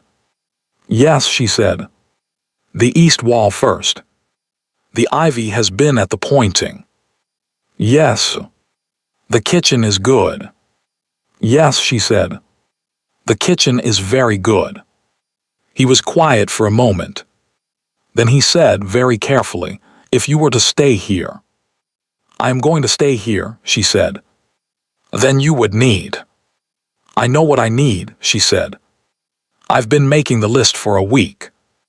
Eleanor, she turned around. He was closer than she had realized. The room was not large, and they had both been looking at the same thing, and the distance between them was considerably less than was strictly appropriate for two people who had not had a particular conversation yet. He looked at her. I have been thinking, he said, about what to say. For some time. I have been trying to find a version of it that is not. He stopped. That doesn't. Edward, she said. I am aware, he said, that the timing is I am aware that you have only just. Edward, he stopped. She looked at him. This man who had sat across from her in a kitchen for weeks and brought a second candle, and asked what she was reading and actually listened, and left the light burning when she didn't come, and who had come to Leeds without being asked, and stood beside her through 4 hours of proceedings, and said I'd like to see the things that are yours without looking at her because some words need air and not eyes. Ask me, she said. He looked at her. I don't want you to go to the West Riding, he said. Or I do. This is yours and you should have it. But I don't want you to go to it alone. And I. He reached out and took her hand carefully, as though checking first whether it was something she would permit, and when she didn't move, holding it with the steady, unglamorous certainty of a man who has finally said the thing he meant. I would very much like, he said, to have the right to follow you here. Eleanor looked at their hands. That, she said, is a very lawyerly way to propose. Something broke open in his face, a smile she had seen only in fragments before, in firelight, in unguarded moments. She saw the whole of it now. I've been spending too much time in the kitchen, he said. Yes, she said. You have. She looked up at him. Ask me properly, she said. He did. She said yes. Outside, the West Riding stretched in every direction.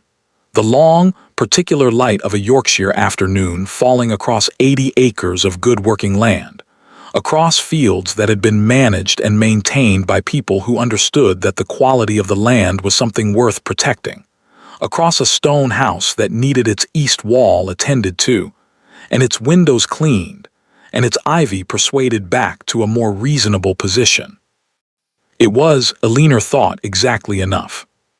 It was, she thought, considerably more than she had been given. She intended to make the most of both. 1 year later. The east wall of the dower house had been repaired in September, the ivy cut back to something that could reasonably be called decorative rather than structural. The windows had been cleaned in October. The kitchen hearth, which had turned out to be even better than it first appeared once the chimney was properly swept, had been in daily use since November. It was now March. Eleanor stood at the kitchen window with her coffee and looked out at the West Riding in the early morning light, the fields beginning to show the first uncertain green of a season that had not quite committed to itself yet, the tenant cottages with their wisps of morning smoke, the long stone wall along the eastern boundary that she had walked twice now and intended to walk again when the ground dried out. Behind her, she heard footsteps on the stairs. Edward came into the kitchen in the unhurried way he moved in the mornings, coat not yet on, collar open, the left arm held somewhat better than it had been a year ago, which the doctor attributed to rest, and Eleanor attributed to the fact that he had stopped pretending it didn't hurt. He came to stand beside her at the window and looked at the fields. Frost tonight, he said. Possibly, she said. Mr. Hartley thinks not. Mr. Hartley was wrong about the frost in January. Mr. Hartley was wrong about the frost in January, she agreed. He reached past her for the coffee pot with the easy familiarity of a man entirely at home in a kitchen, which Edward Ashford was, she had discovered, in a way that had surprised approximately everyone except Alina and Mrs. Hobbs, who had simply nodded when told, as though this confirmed something she had already worked out. He poured his coffee. He stood beside her at the window. The morning light moved across the fields. The wedding had been in June. Small Alina's choice, and Edward had deferred to it without argument, which she had noted and appreciated. The Ashford Chapel, a dozen people, Harriet crying from the moment the ceremony began and continuing at intervals throughout the breakfast afterward, with the cheerful lack of self-consciousness that was entirely and completely Harriet. Lady Cecily had sent a letter. A good one, warm in the precise, unsentimental way that Lady Cecily was warm, wishing them well and noting, in a postscript, that she had found a very satisfactory arrangement of her own with a gentleman in Derbyshire who had, she wrote, the considerable virtue of having suggested it himself rather than having it suggested to him by their respective mothers. Alina had read that postscript twice and smiled. Lady Ashford had attended the wedding. She had sat in the front pew on Edward's side, and she had worn grey silk, and she had not cried. And at the breakfast she had spoken to Alina, briefly, correctly, with the stiff and genuine effort of a woman attempting something she found difficult and had decided, for reasons Alina suspected had as much to do with Edward as with anything else, to attempt anyway. It was not warmth. Alina did not expect warmth. But it was presence. It was the choice to be there, in a grey silk dress, at a wedding she had not wanted, and to speak to the woman she had placed in a kitchen for 6 years as though that woman was now, officially and irrevocably, her daughter-in-law. Alina had accepted it for what it was. She was learning, that year, the difference between what she wanted and what was possible, and the particular quiet satisfaction of finding that the possible was often, when you looked at it honestly, enough. They divided their time between the West Riding and the Ashford estate, an arrangement that had been Edward's suggestion and Alina's modification, because Alina had wanted it clear, from the beginning, that the West Riding was not a country retreat but a working property with working tenants whose landlord they were, and that being their landlord was not a title she intended to hold at a comfortable distance. She had met every tenant family in the first month. She had learned their names and the names of their children and the particular difficulties of each parcel of land and the history of the agreements her grandmother had established, which turned out to be fair and sensible agreements that had simply been allowed to become outdated. She updated them. She did this with Mr. Carroll's assistance and Edward's input and the careful documentation she had been trained by 6 years of necessity to produce. And when it was done, she had a set of agreements she could stand behind, and tenants who understood without ambiguity who they were dealing with. Edward had watched this process with the expression she had come to know as his paying close attention expression, which looked, to the uninformed observer, like stillness, but which she had learned to read as the opposite. "You're going to be better at this than I am," he had said one evening, reviewing her notes. "Different," she had said. "Not better. Better," he had said, and gone back to the notes. She had not argued. She was learning, also, the particular satisfaction of being known accurately by a person who had no interest in flattering you and every interest in telling you the truth. Harriet had come to stay for a fortnight in February. She had arrived with too much luggage, and a new piece of music she was determined to master, and opinions about the East bedroom wallpaper that she delivered with the cheerful conviction of someone who considers interior decoration, a matter of moral importance. Eleanor had listened to all of it. She had also, at some point in the fortnight, found herself sitting with Harriet at the kitchen table in the middle of the afternoon, coffee between them, the February light gray and flat through the window, and realized with a small and genuine surprise that she was enjoying herself. Not performing enjoyment. Not managing the situation. Simply sitting in a kitchen with someone, talking, in the comfortable, disorganized way that Harriet talked, and finding it entirely pleasant. She had thought about this afterward. She had decided that 6 years of careful self-containment was a reasonable response to 6 years of circumstances that had required it, and that she was not obligated to maintain the containment now that the circumstances had changed, and that Harriet Ashford was, underneath the noise and the luggage and the opinions about wallpaper, a person who was entirely without malice and rather good company. She had invited her back for April. Harriet had said yes before Eleanor finished the sentence. The Ashford estate, in their absence, was managed by Edward Stewart, a competent man who had been underutilized for years and was responding to actual authority with visible relief. Lady Ashford remained at the manor. She had, in Eleanor's absence, taken on the management of the household accounts with an efficiency that suggested she had always been capable of it and had simply been waiting for a reason.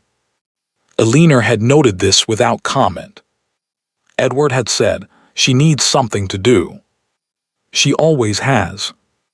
Eleanor had thought about this and decided it was probably true, and that a person could simultaneously have caused a great deal of harm and be genuinely miserable without a purpose, and that these two things did not cancel each other out but could coexist, which was one of the more uncomfortable lessons the year had offered, and also, she thought, one of the more important ones. She did not visit the manor more than necessary. But when she did, she sat at the dining room table. She sat at the dining room table with Edward on one side and Harriet on the other, and Lady Ashford at the head, and she ate the food that was served upstairs, and she looked at the room, the portraits, the silver, the long windows with their view of the garden, and she felt, not triumph exactly, but a kind of settled acknowledgement. She had been here all along. She had simply been made to forget it. She did not forget any more. On Sunday mornings at the West Riding, they came down to the kitchen together. This had begun without discussion. The first Sunday after they arrived, Edward had simply come downstairs before Eleanor did, and had the fire going by the time she appeared, and she had come in and he had handed her coffee, and they had sat at the kitchen table with the morning coming through the windows and the fields outside beginning their slow transformation from winter to something else. It had happened the next Sunday, and the next. It was their kitchen, now not a kitchen she had been relegated to, not a kitchen she had survived in, but a kitchen she had chosen in a house that was hers, with a man beside her who had asked for the right to follow her here and had meant it in every particular sense. She had kept the table from the Leeds market, small, wooden, pushed against the wall, exactly like the one at Ashford Manor. Edward had raised an eyebrow at it when the cart delivered it. "We have a perfectly good table in the dining room," he had said. "I know," she had said. He had looked at it for a moment. "All right," he had said, and had said nothing else about it. This morning, the first Sunday of March, exactly 1 year from the courthouse steps, they stood together at the kitchen window and drank their coffee and watched the West Riding consider whether to commit to spring. "We should look at the north fence this week," Edward said. Hartley said the posts on the upper section are going. "I'll go tomorrow," Eleanor said. "You have the meeting with the steward." "I can move the meeting." "You've moved it twice." "Go to the meeting." "I'll take Hartley and we'll assess it properly and have something useful to tell you by dinner." "You're going to tell me it needs entirely replacing," he said. "It needs entirely replacing," she said. "I've thought so for a month." He made a sound that was not quite a laugh, but occupied the same territory. "All right," he said. The morning light shifted, clouds moving somewhere above the gray-white sky, and a brief, watery brightness moving across the fields as though the season was testing something, seeing how it felt. Eleanor looked at it. She thought about the kitchen at Ashford Manor, the small table, the single candle, the law books under the stairs. She thought about 6 years of eating alone in a room she had not been sent to so much as drifted into, staying because leaving would have cost her the one thing she needed to protect. She had protected it. She thought about the courthouse steps and the cold March air and the horse stamping on the cobblestones below, and Edward looking at the street instead of at her, and saying, "I'd like to see the things that are yours." She thought about this kitchen, this window, this particular quality of West Riding morning light that she had been looking at for a year now, and had not yet finished finding interesting. Edward's hand came to rest briefly on the small of her back, the light, habitual contact of a man entirely comfortable in his own kitchen, with his own wife, on a Sunday morning with nothing requiring performance from either of them. She leaned slightly against his shoulder. They stood like that and watched the fields. "Frost," Edward said. "No frost," Eleanor said. "We'll see," he said. "We will," she agreed. Outside, the West Riding light moved slowly across the land that had always been hers, across the fields, across the stone wall, across the 80 acres of good Yorkshire earth that her grandmother had set aside for a daughter who had chosen badly and loved completely, and died at 23 without knowing what she'd left behind. She knew now. Eleanor set her coffee cup down on the small wooden table pushed against the kitchen wall, the table that was hers, in the kitchen that was hers, in the house that had always, technically and legally and without any valid dispute, been hers, and she thought. She never forgot the kitchen chair. She just made sure she'd never be sent back to it. If you stayed until the end, you felt it. Some stories don't end, they linger. Tell me where you're watching from. I read every comment. Subscribe if you want more stories like this.